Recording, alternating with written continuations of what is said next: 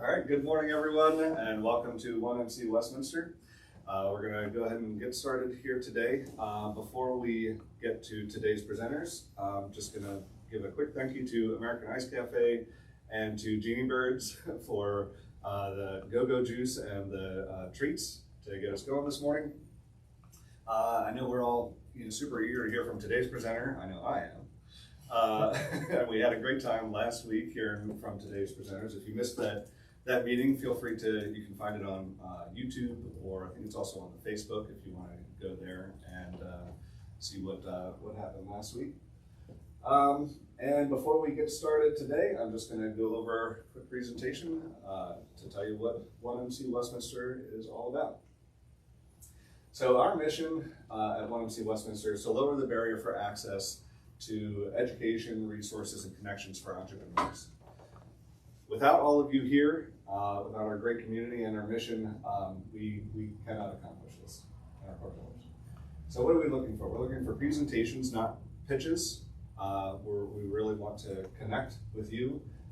So this is not a networking, and we are for the community, by the community. Like I said, we really want to get to know you, your business, and the challenges that you face so that we can connect you with all of the great resources we have in our community. Nobody has ownership of 1MC Westminster. Nobody is paid to do 1MC Westminster, and we are radically and intentionally inclusive. And if you want to get involved, feel free to reach out just to make connections, like I said, or if you want to help organize, please let us know.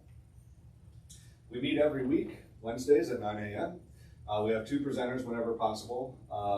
Presenters' organizations should be less than 5 years old and willing to ask for help, because we end with the question, what can we as a community do to help you? And here's our organizing team: Graham Dodge, Chris Abel, our newest member, Vicki Slinkman, John Wheatman, Tina Thomas, myself, Julia Snap, and Gabby Rose. And with that, I will pass it over to Graham. Thank you. All right, let me just switch the deck here real quick. And we should have the coffee here momentarily. Apologies for the delay on that.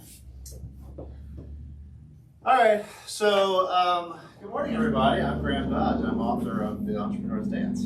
Some of you know me from Magic. In fact, all of you know me from Magic and One Million Cups. This is what the book looks like. It's at Rudolph Girls now and available online at Amazon and Barnes & Noble. And anyway, I just wanted to have an opportunity to come out and sort of talk about the book and get advice from those. I know at least one of you here has actually published before, so I'm curious to kind of get some feedback on what that looks like, what that should look like. Good morning. So first, a little bit more about me. Some of you may not know, I'm the former founding CEO of a company called SickWeather. I've actually started about 6 different startups by my count, going as far back as about 1998. SickWeather was probably my most notable venture to date. It was named among 100 brilliant companies by Entrepreneur Magazine, and we were the cold and flu data provider for the Weather Channel app, among other different integrations with multiple different partners and pharmaceutical companies. I'm also a partner in a newer business called Shield Pals that spun up during the pandemic, had some nice features on the Today Show, as being one of the first sort of PPE locations in a U.S. mall as a result of the pandemic. But we also ended up not just making face shields and gowns and stuff like that. We actually put characters on them and became the official face shield of SpongeBob SquarePants and Star Trek. So that gives you a sense in terms of some of the companies I've been involved in. This is what that whole journey has kind of looked like for me as an entrepreneur, being interviewed by the media, lecturing and presenting at different events, podcasts, so on and so forth. This is me with my son at the time, and Brad Feld. And Brad Feld, actually, he's one of my sort of coaches, if you will. He's also one of the investors I had in SickWeather, and he's one of the more notable investors in the U.S. and has written several books. And even when I was writing my book, he was giving me some advice on that as well. And then keeping my family engaged this whole time, because I had 5 kids. It's like, people think about work-life balance and trying to like, how do you do it all, right? And so for me, it's more like being a farmer. Like being an entrepreneur is like being a farmer. It's a lifestyle choice. And so like your whole family's involved. Likewise, my whole family was involved in my entrepreneurial journey, going out to Apple meetings with my Apple developer relations manager at their headquarters at One Infinite Loop. That's my wife Heather, pregnant with our 5th child, Zane, who's then seen here. Later on, about a year or so later, once we moved the whole family to Kansas City to open an office for Sick Weather. So, and we're all from Maryland originally, from around Baltimore County and Howard County. So they have driven across the country with me to Cupertino. They've moved to Kansas City with me, and now we're back here in Westminster. And then also, of course, you know me as the executive director of Magic here. And this slide, I really want to just talk about the reason why I wrote this book is because I get to meet with aspiring entrepreneurs pretty much every week, if not daily, through these various organizations. So Magic, we obviously help entrepreneurs here locally. We are the community sponsor here for 1 Million Cups. Many of you yourselves are entrepreneurs or aspiring entrepreneurs. I'm also the president of the PathCheck Foundation, which is an organization that spun out of MIT during the pandemic that does vaccine verification, exposure notification software that's open source and that's used now. It's like, I think we've issued over 1 billion credentials to date. I joined with them back in January. Even with them, I still meet with entrepreneurs and I get asked to talk about like how to start a digital health company. And I was just recently invited to, earlier this summer or late spring, to MIT to judge a whole like AI competition at MIT. And then of course I'm a lead organizer with 1 Million Cups and I'm a mentor in residence at Johns Hopkins Technology Ventures. In case you didn't know all these things about me, that gives you the full sort of scope.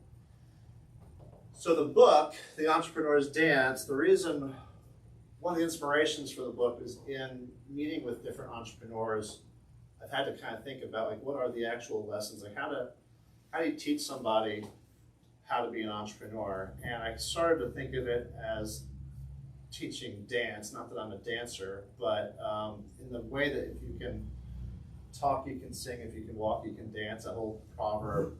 I feel like, if you can understand how to listen to the marketplace, you can be an entrepreneur. And listening to the marketplace is all about timing. And oftentimes entrepreneurs will ask me, well, when's the best time to start my business? Or like, they liken it to, like a checklist of items, like, is it the right circumstances right now? Is now a good time? I have another job still.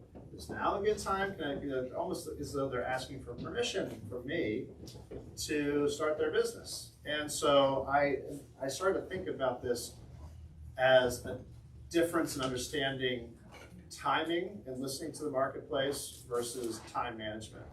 So like the first and major key lesson that I talk about in this book is how to listen to the marketplace rather than wait for the right circumstances to start your business. So put away all the different productivity checklists and all these different apps about productivity, because entrepreneurs, like especially those who are transitioning from being an employee to an employer, they think it's all about hacking their productivity to make it all work, and it's really not. In fact, a lot of these things can hobble your ability to kind of listen to the marketplace and be more resilient to find an opportunity to move forward. So that's why I emphasize, listen to the marketplace like listening to rhythm to understand how to dance, right? So when is the best time to start my business is the wrong question. Instead, ask yourself, what's the best timing for my business? And once you start asking yourself that question, the answers become much more profound in terms of understanding the marketplace and going out and researching aspects of the marketplace that you might not understand yet. So I think that's the sort of better approach, and this is the main theme of the book. I have a couple of other little lessons that are in the book that I'll run through real quick as part of my presentation. The 5 positions. So obviously I'm drawing, for those of you who have taken ballet or who have daughters in ballet like I do, you probably have heard about the 5-foot positions in ballet. And so I talk about that starting on chapter 5 in the book here, that the 5 positions for being an entrepreneur, for like knowing where your feet go, so to speak, to me, from my perspective, are your personal brand. This would be like understanding what kind of subject matter expert you are. Now, you might be an expert in the marketplace itself, you might be an expert in the problem, in the solution, in the exit strategy, but you need to have some sort of expertise in all of this to understand the value proposition. So you have to kind of understand, why is it you that's starting this company, right? Why are you the best person to start this company? And a lot of times entrepreneurs they'll apologize almost for not having enough experience, but that's not what I'm talking about. Like, and you don't ever want to apologize for not knowing how to start your own business, or apologize to an investor or bank lender to say, oh yeah, I'm just starting out, I'm not really, never done this before. Like, you should be the person who is the authority in the business that you're starting. It's your own venture, right? So you really are the expert, whether you believe it in your heart or not. So you don't need to be apologizing for not knowing these things. So this is why I talk about personal brand. Like, you need to kind of understand who you are, why you're starting this business, in order to really then take that next step, which is to understand what your company brand is. Choosing your company brand can be really challenging. Jimmy and I were just talking about how he chose his company brand earlier today. And I mean, how I chose Sick Weather was, I looked up all sorts of different names. A lot of them weren't available. And eventually I settled on Sick Weather because it was available. All the different .coms were available. Trademark was free and clear for me to register. And it had sort of an edgy sounding name, kind of like Rotten Tomatoes is a kind of an edgier sounding name, it kind of gets your attention. Like, Sick Weather emphasizes like the illness tracking side of it, as opposed to like tracking health, which is what we weren't really doing. We were tracking sickness. And what I found with that brand choice was that reporters and like news anchors on TV loved saying it. Like, and for our next guest, we have the founder of City Red Light. Hey everybody, sorry for the technical difficulties. If you're just now rejoining us, we had a little interruption, but we waited. So I was talking about personal brand and company brand and how they're connected, and how you need to understand both of these things. And make sure you choose a company brand that's actually, that you can get a trademark for, that doesn't infringe on somebody else's trademark, that you can get a .com or a .net or whatever available for. There's all different TLDs, top-level domains out there these days. I personally use a service called iwantmyname.com because you can easily put in like a word and it tells you every single TLD under the sun, even the newer ones like .health and whatever. XYZ Whatever. these days. Right, yeah. You can even get domain names now as emojis, whatever that code is called. Anyway, all right, so then the third foot position is the pitch. And the pitch is like, I don't know if you've ever heard the term elevator pitch, but it's the idea is that you're in an elevator with like the investor, whose money or the client whose business you're trying to get, and you have 30 seconds to a minute riding that elevator, I guess depending on how fast and tall the building is, to get your idea out, right? And so that's your elevator pitch. It should be really, really short. It's like 1 or 2 sentences. And the goal is not to describe every single thing about your company, which is what technical co-founders tend to want to do because they're engineers and they think that way and they're very analytical and they want to tell you everything and how it works. That's not the idea. You want to give them the value proposition really, really succinctly and quickly. But then also you want to have your 10-slide pitch deck, which is going to be a much more detailed presentation that you will be sending investors and lenders and clients. That includes a lot more than just your 30-second elevator pitch.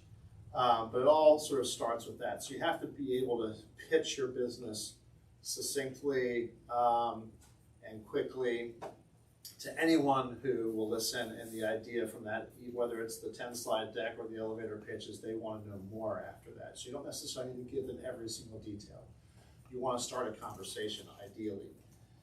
And then the fourth foot position is to actually have some sort of minimum viable product or minimum viable service, good morning, that you can start to market, or start to test with customers. So you want, if it's an app, for example, you want something that you can actually sell. That's more than just a prototype, not something that looks like it works but doesn't actually work. You want something that good morning, Kate, that actually is that you can market and sell, so to speak. Same with like a service. So if you're starting an accounting business, you want to actually be able to start selling some sort of service. You have to understand what that is. Like, what is that minimum viable service or product that you can market? And so you need to have that in order to really go out there and start your business. That's your fourth foot position in the entrepreneur's dance, for those of you who are just arriving. And then the fifth foot position is rest. And in the book, I talk about the fact that this is kind of like, some people might think this is a cop-out, but it really isn't. If you're not taking time to rest and recharge your batteries, then you're not going to be successful at anything else, really. You don't want to burn yourself out. It doesn't mean that you're not going to be the busiest person you know. You probably will be the busiest person you know, but it shouldn't feel like you're the busiest person you know, because you're doing something that you love, right? And it's why you left the other thing and started your own thing. But it really is key. And the rest doesn't necessarily mean like completely checking out or not taking a laptop on vacation and answering some business emails here and there. Like it's a sort of a way of just acknowledging that there is like a safe space that you can go to where, you know, you can recharge your batteries. Doesn't have to be mutually exclusive to anything else. You could, you know, for a lot of business people, going golfing is how they rest. You know, they'll still have a golf meeting. They'll be meeting with a client while they're golfing, or they'll meet at a happy hour, or they'll, you know, lean back with a pint or sort of lean in with a coffee. That's all kind of part of the same concept of rest. Like, you don't necessarily need to be on all the time. You can be in a position where you're recharging yourself, you're doing something that you enjoy that's fulfilling for yourself as well. That can be part of what rest means. So those are the 5 foot positions. And then also in the book, I talk about choosing your business partners. And this is really challenging because a lot of people are either, they either go at it alone as solopreneurs, so to speak, or they are limited to friends and family, a small network of people that they know. And the idea is not to like choose the perfect co-founder or partner to begin with, but you want to make sure you have mechanisms for switching them out if troubles arise, whether it's a family member or not. And often, I've heard the adage that you should never do business with family. I've done business with family plenty of times, and as long as you respect the sort of the financial business needs of that family member and you have expectations aligned with each other, then you can do business with family. It's when people kind of take those relationships for granted because they're family that things go awry. So anyway, but your different partners can be co-founders, they can be your investors or lenders, they can be distributors, vendors. And the reason why I talk about partners, so obviously like the dance metaphor here, it's like if you're dancing with a bad dancer or a bad partner, you're gonna like step on toes, it's gonna be awkward, it's gonna be miserable. But when you're dancing with the right partner, it should feel effortless. So you'll know if your business partners are not the right fit. It'll be like you're dancing with the wrong person. All right, and then the fourth lesson in this short presentation is to have fun, because if you're not enjoying the process, the journey, then it's really not worth it. If it's not allowing you still to have time with your loved ones and family, then if like the ends and the means aren't justified at all, then it's not worth pursuing. And I've heard this saying too, and again, this kind of works into my dance metaphor, to dance like nobody's watching, right? Like we've had, that might be on a sign that Kim has here somewhere. It's actually at home right now, but yes, I do have it. Yeah, so, and I looked up this quote because I was trying to figure out who actually said this, and it was attributed to Mark Twain, it was attributed to Buddha, it was attributed to Satchel Paige. And even though it kind of sounds like ancient folksy wisdom, it actually is from a country music song from the early 90s by Kathy Mattea, written by Susanna Clark and Richard Lee. And the whole verse is, you've got to sing like you don't need the money, love like you'll never get hurt, you've got to dance like nobody's watching, it's got to come from the heart if you want it to work. And so all of these lines are great sort of mantras for the entrepreneur. But when you think about dancing like nobody's watching, which of course is the most famous line from this verse, we all kind of know what that feels like too, because it's goofy, it's sort of uninhibited, but it's without fear of failure, right? That's the key lesson here, is that when you dance like nobody's watching, it's because you're not afraid of failing, you're not embarrassed by yourself. So that's how you should approach your entrepreneurship and starting your own business as well. And then real quick, so that's the end of the lessons as like a little brief version of what you can find in the book. But in sort of true 1MC kind of fashion, I wanted to also share like what it's taken to get this book published. So I started writing the book in October of 2022. I pitched it to my mother. So my mother is, she got her graduate degree in English from University of Maryland, College Park, and is a published writer actually. She also trains horses. That's her main career is a horse trainer. But she's also recently, as of like her late 50s, which would have been when I was in my 20s, I guess, she started dancing. She started dancing a lot. Like she would go out to salsa congresses and became like a competitive dancer and was part of a troupe, and really like that was her passion. Her whole life was dancing. And so I knew that this metaphor, like she could help me draw out this metaphor better than I could. So I asked if she would help me write this book, because she's a writer and a dancer. And she agreed. So we started writing the book together. And then last year, around the same time, I presented to the Carol Ignite program, which is going to be Carol Ignite 9 this year, or is it 10? 10. 10 this year. It was Carol Ignite 9 last year. I'm actually speaking again at Carol Ignite this year on a different topic entirely, but that's a great program. Just a quick plug for Carol Technology Innovation Council. Carol Ignite is probably one of their flagship events, if not the flagship event. And if you haven't been to it or heard of it, please look it up. It's a phenomenal event. Anyway, so presenting at Carol Ignite, which gives you 5 minutes to get your idea out, and then the timer turns off and they move to the next presenter. I gave no choice. Really helped me crystallize the theme of the book and the values, the lessons, the key lessons of the book that I'm trying to convey to entrepreneurs. In fact, this presentation, those 4 lessons or 5 lessons I just showed you were from my presentation at Carol Ignite. And then in 2022, just this past August 24th is when we actually published it, which was like, the experience for this, I don't know if this was the same with you, Jimmy, but for me it was like finally deciding, okay, I'm done. Let's publish it. And then it was like this mad dash to publish it and like proofread it, format it correctly, create the cover art, which I actually created the cover art myself, copyright it, get the ISBN number, get it published and all that. So that was like a week of just intense sort of mad dash to the finish line type things, which was just, you have to then decide to just do it, right? Otherwise, it'll never get done, and it'll never be perfect. And as Reid Hoffman, the founder of LinkedIn, has once said, if you are not embarrassed by the first version of your product, then you've launched too late. So, not that I'm embarrassed, but there's certainly some typos I could go back into the second revised edition and things. Anyway, so this is what we have. We sold 195 units since August 24th. It's got an average 5-star rating currently, and I'm hoping to keep it that way. So I don't want any tough love from any of you right now. This is not the time to give me your honest opinion. Email him. But help me get to 200. I'm only 5 books away from getting to 200. And so I want to thank my mom, because here we are. It's my mom, my sister, me doing some sort of dance move, I'm sure. That probably my mom taught me, because I think she was doing tap dance at the time. And that's her in her late 50s, early 60s, I think early 60s actually. I did not get the age-defying genes. Apparently I'm only 25.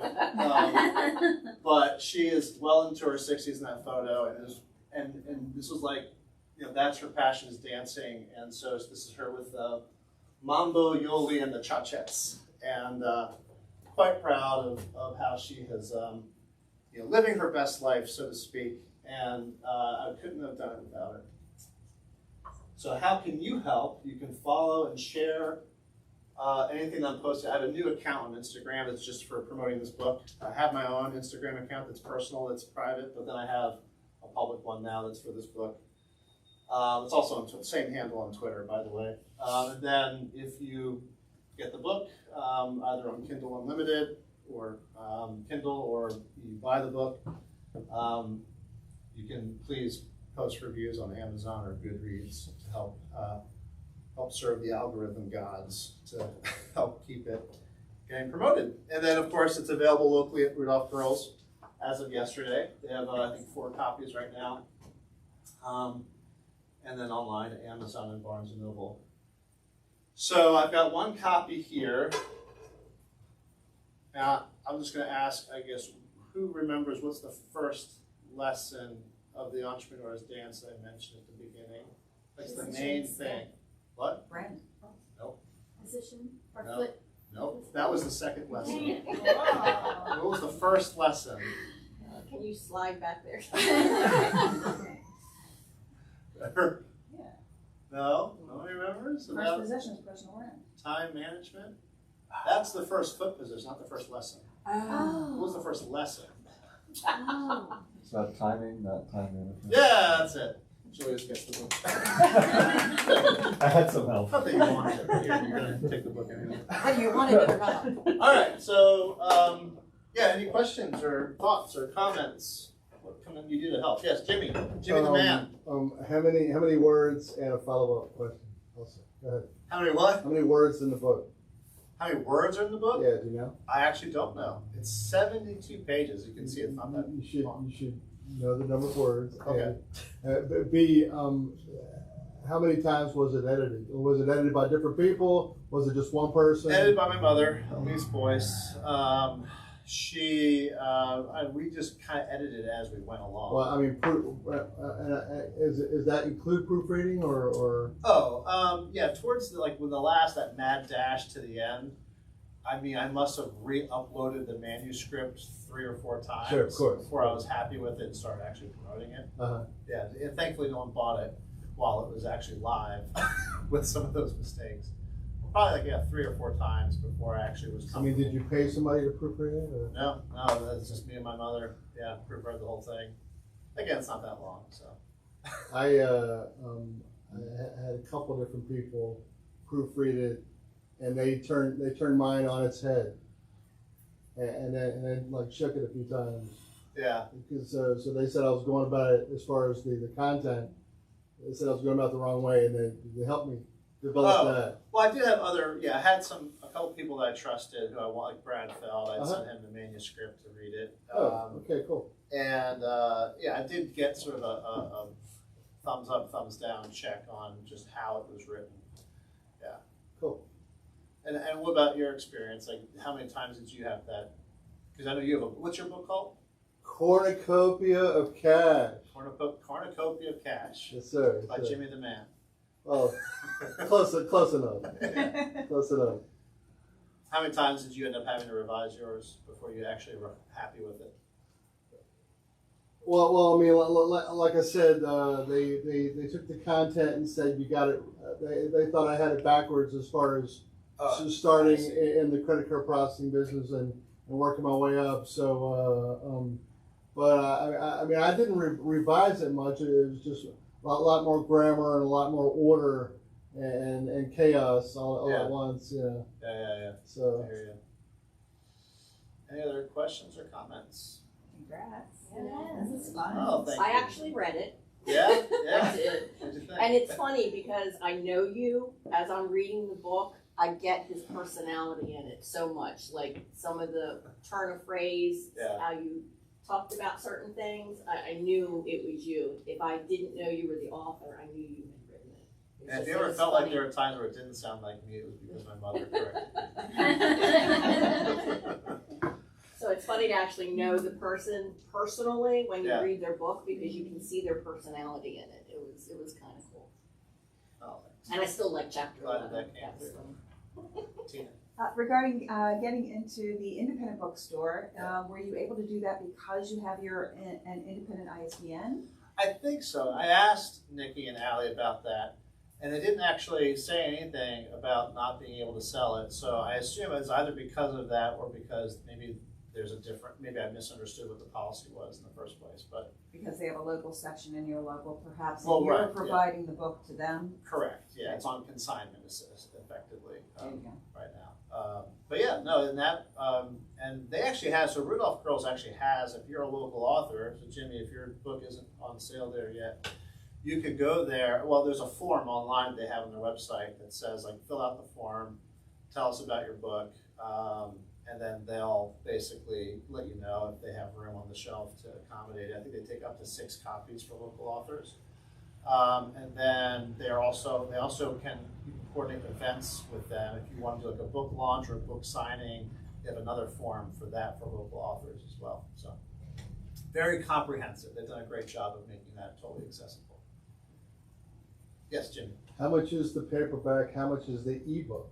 So the paperback is $16.99 and the ebook is $6.99. I know that goes against the pricing convention of most books. And my thought was, well, it's a business-related book. It's sort of instructional. It's almost like you're taking a class on entrepreneurship. And I figured people might be willing to pay a slightly higher price in that regard. I think otherwise, like the typical average price of an ebook is like $3.99.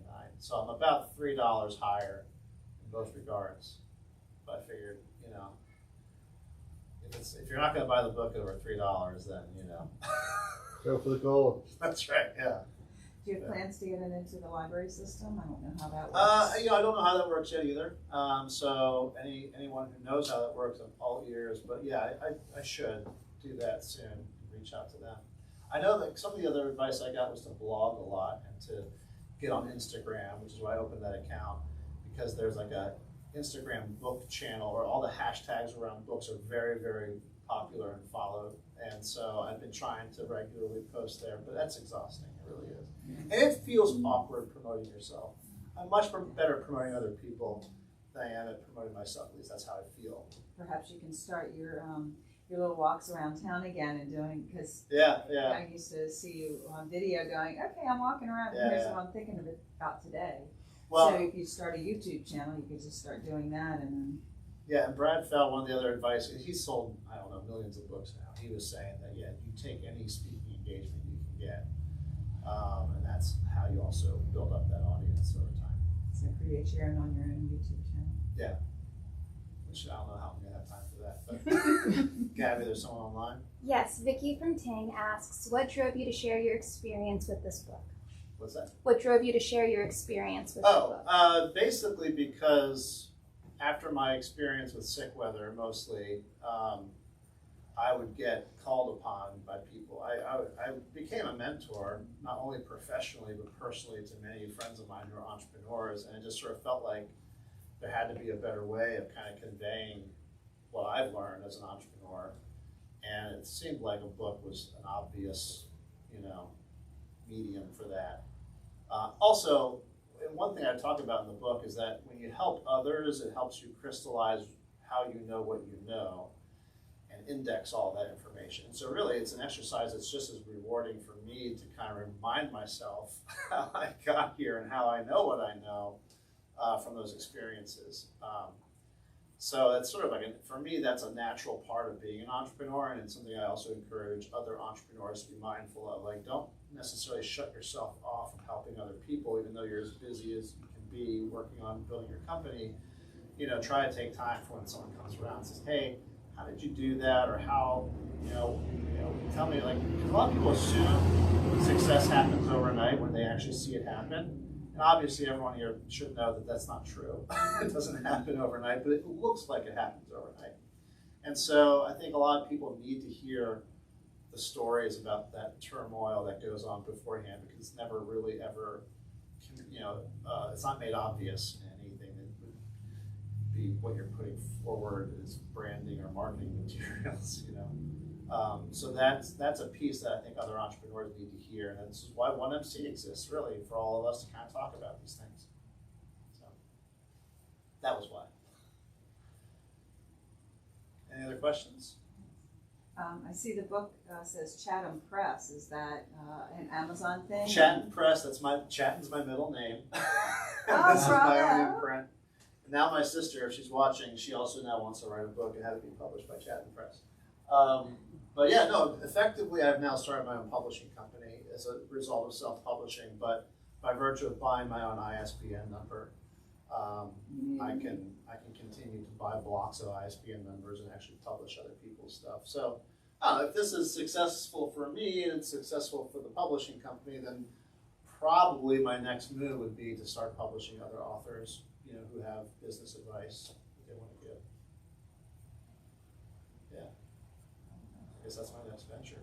Sounds like it's already launched. I'd probably have to write one more book first, but yeah. Anyway, any other questions? If not, we can start doing community updates. All right. Thank you.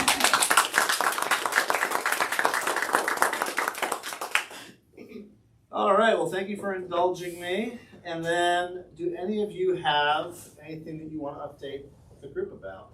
Any events or challenges that you're facing? About launching your own business? Tina, did you have something you want to do? Yeah. Go ahead. Can we pull up your website? actionforkindness.org. Please. I want to invite everybody after we speak here, we're going over to the library.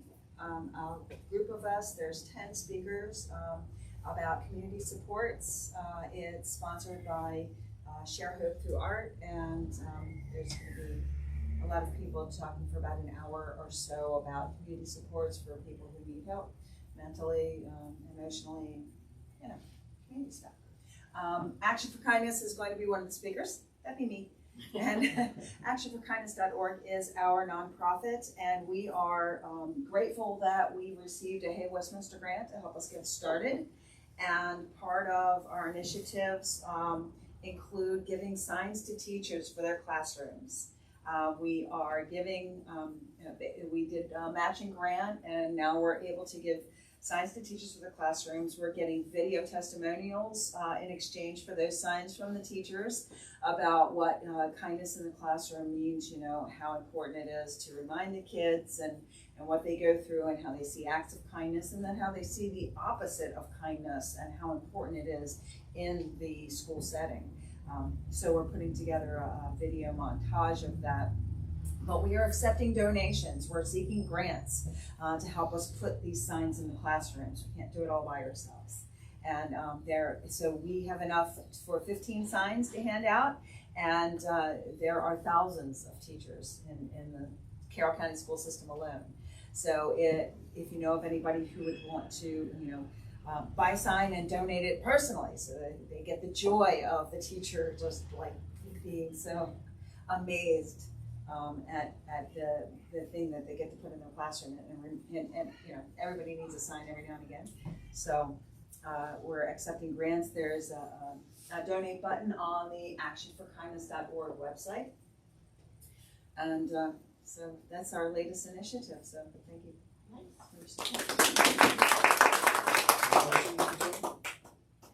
And now I can put on my Infinite Love Project Be Kind sign hat, and as an entrepreneur say, help. When it comes to accounting, I have QuickBooks. I have a CFO Rick from Startup Portal, great people. But when it comes to the weekly bookkeeping and keeping everything up to date and tagged appropriately so that my reports run right, I'm having an issue. The most awesome person in the world who was doing that for me got a new gig, and she's happy as heck, but now I lost her. So if anyone knows anybody who can, in an affordable, beautiful, consistent way, communicate with me about finances, I would love to talk to you. And that's the biggest challenge. Besides the grants on the actionforkindness.org site is looking at my financial reports and trying to get numbers out of them, because I don't have anybody tagging this stuff right. So that's my challenge. And we've got app developers coming your way to help you with the app. Yes, I'm so grateful. The app is, we've kind of shifted that under the actionforkindness.org banner because we're seeking grants for paint events for kids, and then also to help us develop the app. And I know we've got the Estonia crowd, our sister city, helping us with the base of the app. And the app is going to do two things. It's going to gamify finding the signs, which kids and their parents are doing that already. You know, gamifying finding the signs. So we're going to put that into an app form. But then the underlying utility of the app is to connect people who want to do good or are already doing good in the community, and give them a way give a mom a way to plug into volunteerism down the block where she wasn't aware of it because she's a soccer mom running crazy.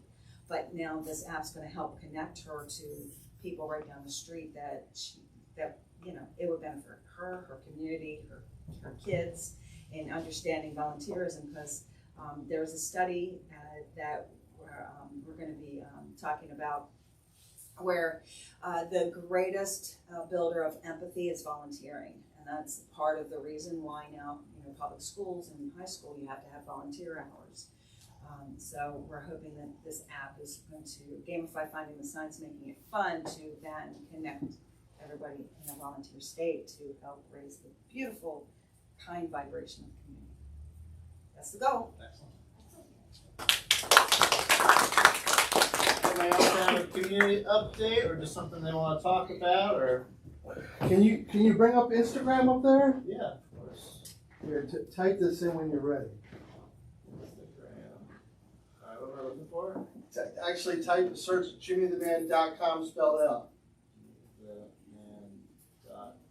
Let's see if it'll pop up in there. There you go. Which one do you want me to? Oh, the wedding one is good. Here? Oh, here? Yeah, sure. Close enough. Hey guys, good news, bad news for you ladies. I'm off the market. Congratulations. Julie and I got married. We eloped to Antigua. Woo! Oh my goodness, it was so nice. It was so incredible. We did the all-inclusive thing, so that's all you can drink and eat. And we took a sailboat ride. Took a big sailboat ride. Took a little sailboat ride. It was incredible. It was unbelievable. Julie is a programmer person, geek, so to speak, and she works for a big company, and it's escaping me, so that's the way it is. But Now we know he's married. Say it's good. we're really lucky, really fortunate, and it was a great time. And so check out Answer Tax and Business when you get a chance, that you can help us live our wedding married dreams. Thank you.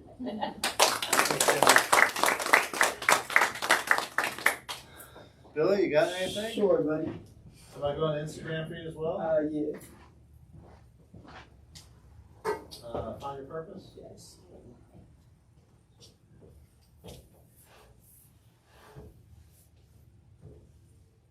Good morning. Sorry I'm late. I had the Carroll County Arts Council. My first meeting was today, so we had to get up at 7:30 in the morning. So I'm still adjusting.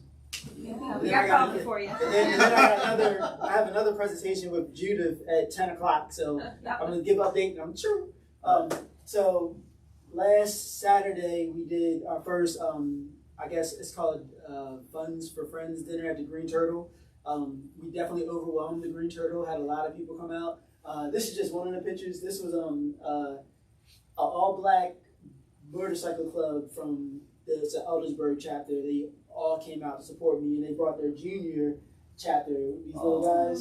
So yeah, it's we had like. What is the junior chapter ride? Well, I don't think they ride it. Bicycles. Bicycles. So they play sports, and so so they brought the kids because.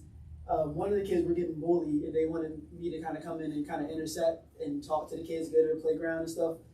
So they brought me, they introduced all the kids to me, and all the older guys, they grew up with like my mother and them. So like it's like it's a generational club, but it was really special to me for just the all black motorcycle club, seeing a younger guy kind of come up and follow behind their footsteps, and they supported me. It was really important to me.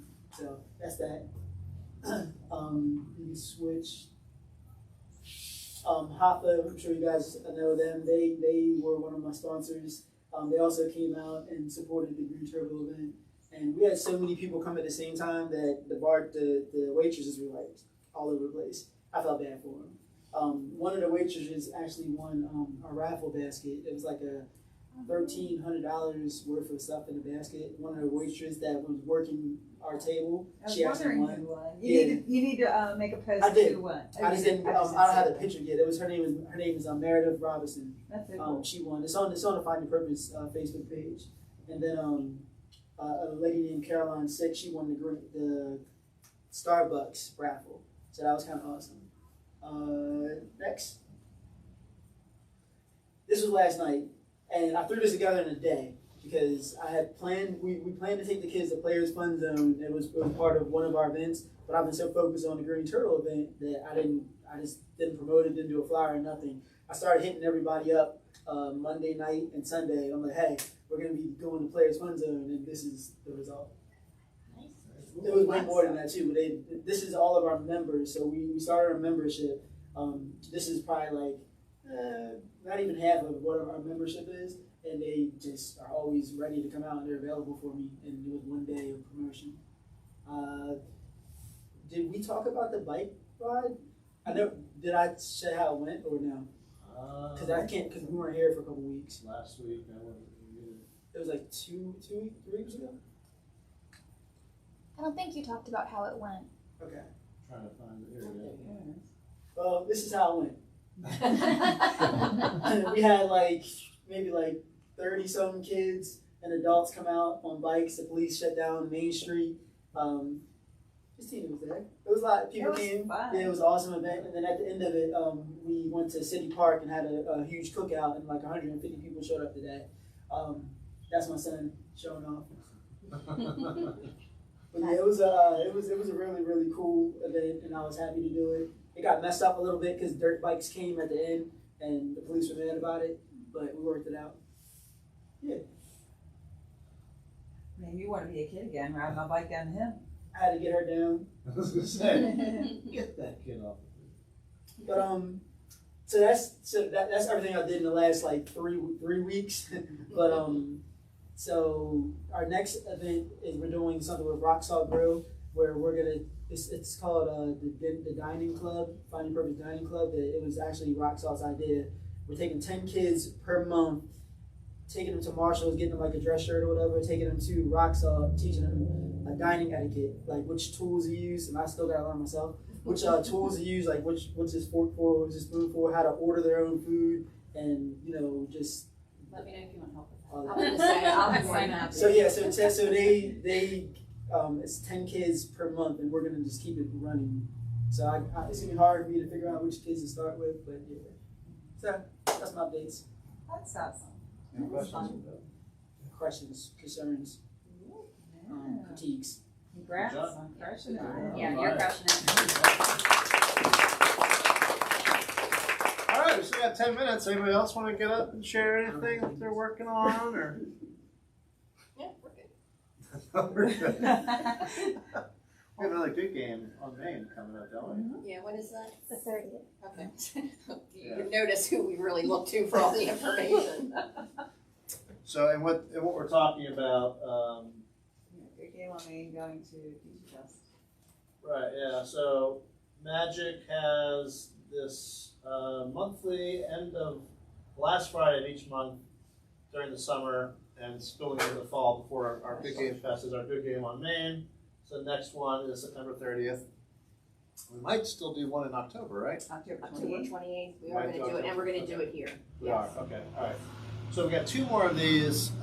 If you've been to any of the previous ones and you have a little card, a punch card, then you still have a chance to get a free ticket to the Good Game Fest, which is still happening on November 4th, 5th, and 6th. And we just added a 4th date, actually, on November 3rd, that Thursday before Good Game Fest. We are screening 1989's The Wizard, starring Fred Savage and Christian Slater, at the Carroll Arts Center. So I don't know if you're aware, you're on the board there now, but yeah. So we've worked it out where it's basically going to be like a fundraiser for Magic and for Good Game Fest. And then if you buy a ticket to go to see the movie The Wizard, then you get $10 off your entry to Good Game Fest, which of course is the next day and that whole weekend. So yeah, go to ggfest.org for more information. It's gonna be an interactive thing, we're gonna be doing trivia questions and Right, so if you've ever been to like a Rocky Horror Picture Show, the idea is that we're gonna turn the wizard into sort of like a geek's version of the Rocky Horror Picture Show. And you'll be quizzed at the end, and there'll be opportunities to sort of shout things at the screen. So we're gonna make it interactive. It should be a lot of fun. I think Eric Hollmaker from Save Point, who's our partner on GG Fest, is gonna bring at least one like N64 game or something like. Oh, he's got the giant NES controller that's like giant buttons that you can play. He's gonna set up that in the lobby at the Art Center. So when you get there, you'll be able to kind of play an old like Super Mario 3 or something, which is what that movie debuted. That movie was the debut of both Super Mario Brothers 3 and the glove, the Power Glove. Power Glove. Anyway, so yeah, that's it. For all you gamer geeks Yeah. out there. Anybody else? Have anything else they want to share? And we're gonna get Laughing Coffin out here one of these days, right? Yeah, we gotta find a morning where we're not so tired. We got lots of coffee. All right, well, Gina, you want to send us out? Sure.